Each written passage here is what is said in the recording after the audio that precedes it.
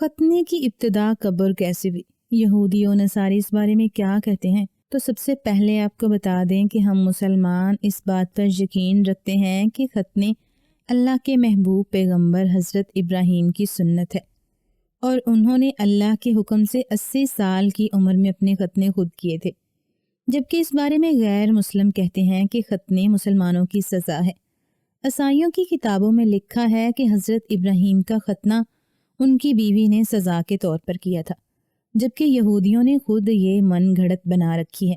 बल्कि बाज़ मुसलमान भी अपनी कम इल्मी की वजह से इस बात पर यकीन रखते हैं कि हज़रत इब्राहीम की 2 बीवियां आपस में एक दूसरे से बहुत हसद रखती थीं, इसलिए उनकी एक बीवी ने दूसरी बीवी के नाक और कान में हसद की वजह से चीत करवा दिए, जिनमें बाद में जेवरात पहनने का रिवाज आम हो गया।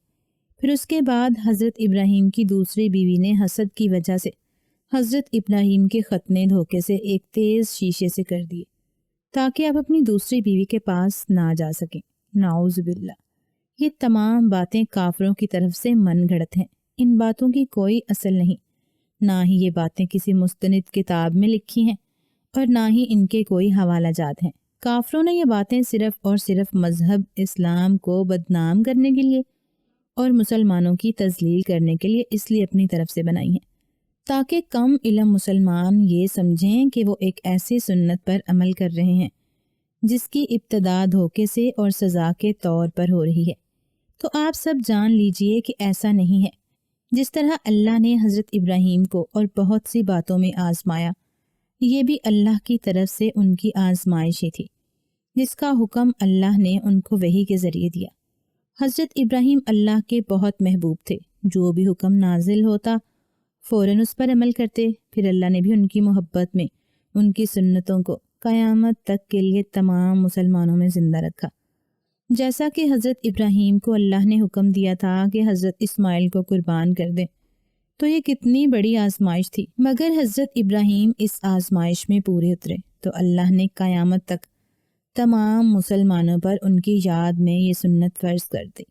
इस तरह खुतनों का हुक्म भी हज़रत इब्राहीम को अल्लाह ने वही के ज़रिए किया। सही मुस्लिम की हदीस नंबर 2370 और बुखारी शरीफ की हदीस नंबर 3356 में रवायत मौजूद है कि अल्लाह के नबी ने फरमाया, हज़रत इब्राहीम ने अपना खतना खुद एक बसोले से 80 साल की उम्र में किया।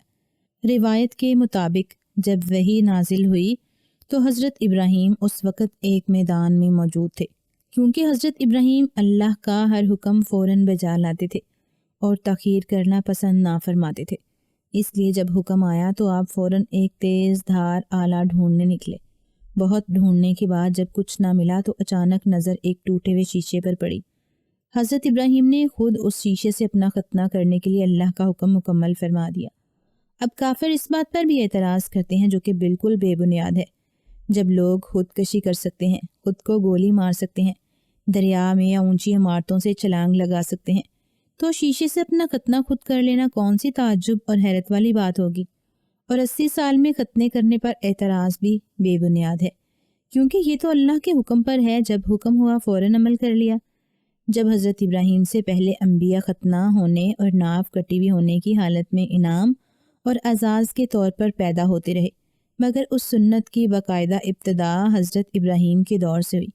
आपने खुद अपना खतना फरमाया और फिर अपने बेटे का खतना 13 साल की उम्र में फरमाया। इब्ने हजर अस्कलानी भी लिखते हैं कि सबसे पहले खतना करने वाले इंसान हज़रत इब्राहीम हैं, जिन्होंने खुद अपना खतना एक शीशे से अल्लाह के हुक्म के मुताबिक किया। इसी तरह फ़तल बारी में रवायत मौजूद है कि अज़्रु शुरू मर्दों के लिए तो खतना करना सुन्नत मुअक्कदा है। सबसे पहले हज़रत इब्राहीम ने अपना खतना खुद किया, फिर बाद में ये सुन्नत जारी रही और आप सल्लल्लाहु अलैहि वसल्लम ने भी इस सुन्नत को बरकरार रखा और इसे मजहबी शायर में शामिल फरमाया। कुफार शुरू से ही खतनों के खिलाफ हैं, मगर अब जदीद साइंस ने भी खतनों की अहमियत को वाज़े कर दिया है। हज़रत अबू हुरैरा से मरवी है कि आप सल्लल्लाहु अलैहि वसल्लम ने फरमाया, 5 चीज़ें इंसानी फितरत में से हैं: खतना करना, ज़ेरे नाफ बाल साफ़ करना, मूंछें छोटी करना, नाखून तराशना और बगल के बाल साफ़ करना। अगर औरतों के खतना की बात की जाए तो औरतों में सबसे पहले खतना हज़रत हाजरा का किया गया। इब्ने जरीर हज़रत इब्ने अब्बास रिवायत नकल फरमाते हैं کہ سب سے پہلے صفا اور مروہ کا چکر لگانے والی حضرت ہاجرہ تھیں، اور سب سے پہلے جن خاتون کا ختنہ ہوا وہ بھی حضرت ہاجرہ تھی۔ روایت ہے کہ جب حضرت ہاجرہ سارہ بی بی سے الگ ہوئیں تو اپنا دامن نیچے کر لیا تاکہ خون کا اثر نہ ہو۔ اگر فقہی اعتبار سے دیکھا جائے تو مردوں کا ختنہ کرنا واجب ہے اور عورتوں کا ختنہ کرنا مستحب ہے۔ عورتوں کے ختنے کے بارے میں فقہی اعتبار سے اختلاف ہے، مگر اتنی بات طے ہے کہ اگر عورتوں کا ختنہ نہ بھی کیا جائے تو کوئی گناہ نہیں۔ ابو داؤد کی ایک روایت ہے کہ آپ صلی اللہ علیہ وسلم نے عورتوں کا ختنہ کرنے والی عورتوں کو تاکید کی زیادہ کھال نہ اتاریں۔ ایک اور حدیث علامہ ابن عابدین نے نقل کی ہے کہ آپ صلی اللہ علیہ وسلم نے فرمایا کہ مردوں کا ختنہ کرنا مستحب ہے اور عورتوں کا ختنہ کرنا باعث عزت ہے۔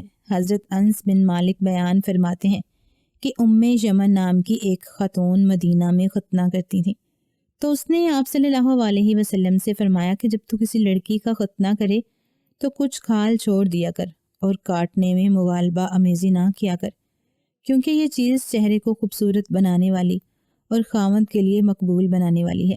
عورتوں کا ختنہ کرنے میں حکمت یہ ہے کہ اس سے عورتوں کی شہوت اعتدال پر آ جاتی ہے اور میاں بیوی دونوں کے لیے زیادہ لذت کا باعث بنتی ہے۔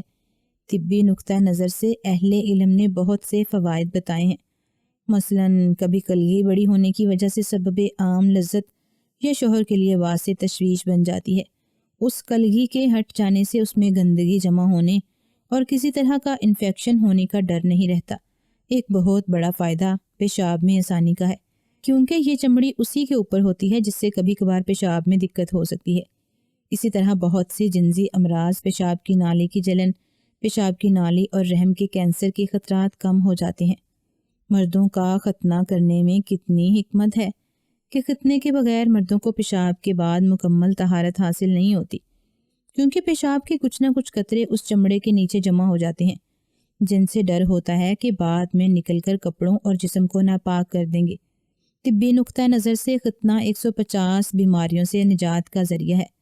بعض بیماریاں تو ایسی ہیں کہ جن میں ڈاکٹر غیر مسلم کو بھی ختنہ کرنے کا مشورہ دیتے ہیں۔